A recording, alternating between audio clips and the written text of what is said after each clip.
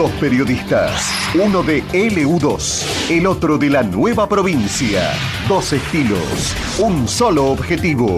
Fútbol cara a cara. Hasta las 22:30 con Rafael Emilio Santiago y Walter Gulacsi. Un debate profundo con invitados especiales. Un diálogo cargado de matices y anécdotas. Fútbol cara a cara. Auspician Corcel, concesionario oficial Peugeot y Club Olimpo.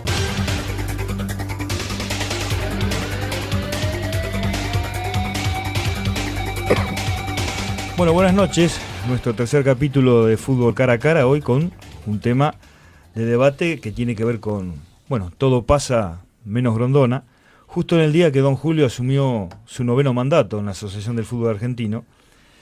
Y bueno, el tema es, ¿qué es lo que en definitiva se le imputa con mayor énfasis a Julio Grondona? Su manejo personalista. De pronto, acá nomás cerquita tuvimos en Olimpo un presidente muy parecido en cuanto a sus formas, y uno no puede llegar a decir que no ha sido exitoso, por ejemplo, el ciclo de Jorge Ledo en Olimpo. Pero, a ver, negro, según mi punto de vista, hay otras situaciones que tienen que ver con situaciones que de pronto uno le puede llegar a imputar a Julio Grondona, una AFA rica con clubes pobres, un manejo casi extorsivo de esas instituciones que dependientes de la AFA en cuanto a yo te salvo, pero vos después me pagás la deuda como yo quiero, con tu voto, por ejemplo, o situaciones como, por ejemplo, contratos directos de la televisación del fútbol argentino con torneos sin competencia, hoy con el mismo gobierno. Y bueno, por allí el tema de la inseguridad en las canchas, que no ha sido resuelto en ninguno de sus mandatos. Y finalmente, bueno, podemos también darle lugar al tema de la selección argentina, con en tantas idas y venidas, más allá de aquel ciclo exitoso de Carlos Bilardo, ¿no?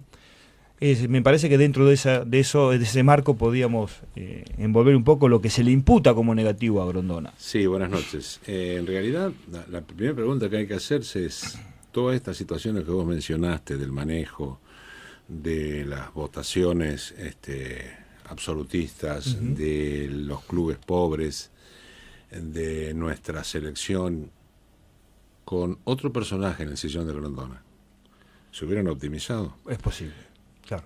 No sé si es posible. Antes de Grondona tuvimos 32 presidentes en 30 años. El que no era sobrino de alguien era yerno de aquel o cuñado del otro. En época de los militares eran militares, en época de los políticos eran políticos. Tengo entendido, no me acuerdo tanto, fue en el 79, que Grondona llegó como un elemento neutro, porque gobernaban los militares y él era radical. Caudillo radical de la zona de Avellaneda, por encima de toda sospecha, presidió 2 clubes, inventó uno, pongámoslo a este que conoce. Fue así. Sí, sí.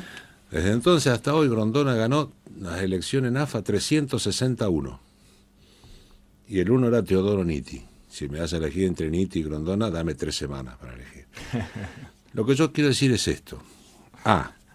Grondona es el tipo más criticado del país, el tipo de peor prensa de la nación. No conozco a nadie que se le haya pegado con tanto énfasis como a Julio Grondona.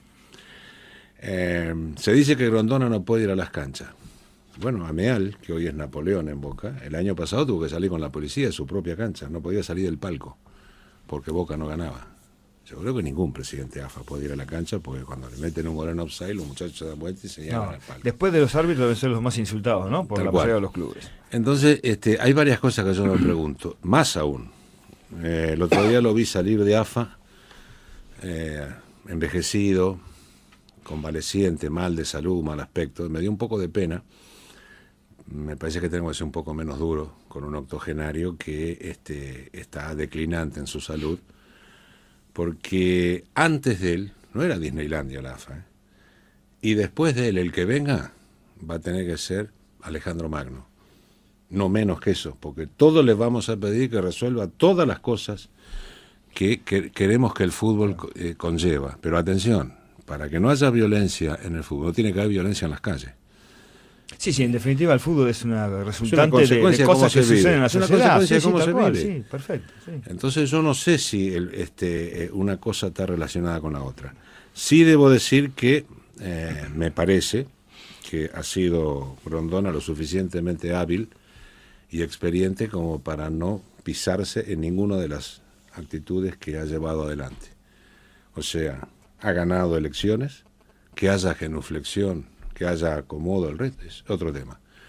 Y si tengo que operar con una opinión que no sería lógica desde un efecto regionalista, al único equipo que hemos tenido en primera ANAFA no le ha ido mal con Grondona, ¿no? Que yo sepa. Yo creo que todo lo contrario. Bueno, pero el debate negro está instalado y... No quiero canonizarlo, ¿eh? No, está bien, me molesta cuando todo el mundo lo usa de blanco. De alguna manera me parece que es como todo, y yo creo que ya se puede hacer un análisis bastante exhaustivo de la gestión de Grondona.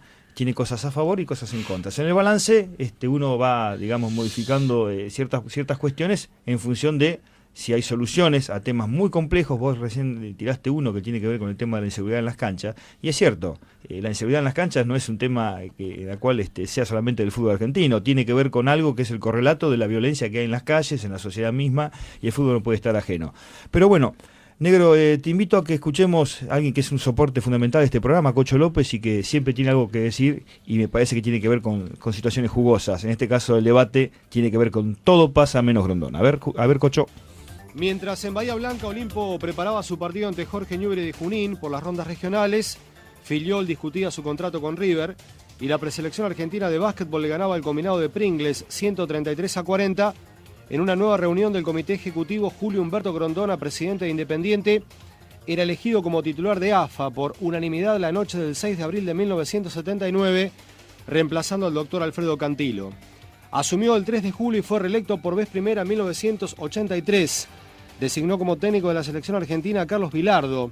Se instauraron los promedios y en 1985 en la televisión surge Fútbol de Primera. Un año después, y ante la presión del gobierno radical para destituir a Bilardo, Grondona lo sostiene de la mano de un Maradona incomparable. Argentina gana el Campeonato Mundial de México y en nuestro país los torneos empiezan a copiar el calendario europeo, por lo que empiezan a mitad de año. En el 90 Argentina pierde con un penal polémico en la final del Mundial de Italia ante Alemania. En 1995, sin demasiados pergaminos, Peckerman inicia en los juveniles una época dorada con los títulos mundiales del Sub-20 en Qatar 95, Malasia 97 y Argentina 2001. Ferraro gana en Holanda 2005 con un Messi determinante y Hugo Tocal en Canadá 2007. En la selección mayor, las únicas alegrías son las Copas América del 91 y del 93. Sin tareas significativas en los mundiales, Maradona dio positivo en el doping del 94, se incrementaron en los torneos locales los hechos de violencia, las barras bravas tienen cada vez más injerencia en los clubes. El juez Víctor Perrota toma la decisión de suspender el fútbol en 1998, aunque con las presiones del gobierno la medida se levanta y vence el todo pasa. El hermoso complejo de Seiza fue acaso una de sus obras más importantes, mientras Teodoro Nitti fue el opositor en las elecciones del 91 y perdió por escándalo. Sacó solo su propio voto. Bielsa gana las eliminatorias y queda eliminado en la primera ronda del Mundial de Japón-Corea con un equipazo. Grondona lo sostiene, hasta que el propio técnico, tras ganar la medalla de oro en los Olímpicos en Atenas, se quedó sin energías en plena eliminatorias y comienza el andar de otros técnicos. Basile, Maradona, Batista, que consiguió medalla de oro en Beijing, y ahora Sabella, integrando la lista de orientadores tácticos de la selección. Antes, Peckerman, invicto en Alemania 2006 y eliminado por penales, dejó la selección argentina. Decrecen los resultados en menores y en 2009, tras romper el contrato que tenía con Triza, Grondona lanzó junto a la presidenta Cristina Fernández de Kirchner, el jefe de gabinete Aníbal Fernández y el técnico de la selección nacional Diego Maradona, Fútbol para Todos, por la televisión pública, que también abarca en la actualidad a la primera B nacional, con la presencia de River, descendido en medio de un caos. Puntero de FIFA, el mejor de todos los presidentes de la historia de nuestro fútbol, el vicepresidente del mundo del fútbol, el padrino, el dueño de la pelota. La AFA parece el conventizo de las palomas, AFA rica, clubes pobres, algunas de las cosas que se han escuchado en los tiempos que corren por los pasillos de calle Viamonte. Mientras un Grondona, desmejorado en lo físico, asumió hoy en medio de un total hermetismo su 9º ciclo consecutivo. Lleva 11.803 días en la presidencia de AFA, o 32 años y 3 meses. Nadie lo puede sacar, como que todo pasa, menos Julio Humberto Grondona.